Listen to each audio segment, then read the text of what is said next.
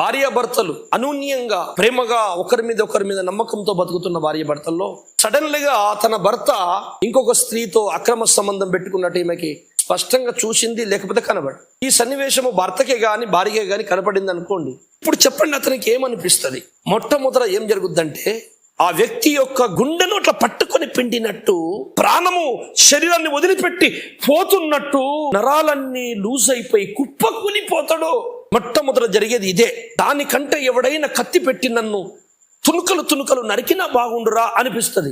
అలా నరుకుతే కూడా కలగని బాధ కలుగుతుంది. మొదట జరిగేది అది. నేను దాని గురించి మాట్లాడు. తర్వాత వాడు కొట్టాడు, చంపాడు, ఎల్లగొట్టాడు, విడాకులే అవన్నీ పక్కన పడేయండి, తర్వాత సంగతి. అది ఫస్ట్ జరిగే సన్నివేశం ఇది. అలాంటి జరిగి దెబ్బతిన్న వాడిని మీరు తీసుకొచ్చుకొని ఒక్కసారి అతని అనుభూతిని మీరు వివరించి వినండి.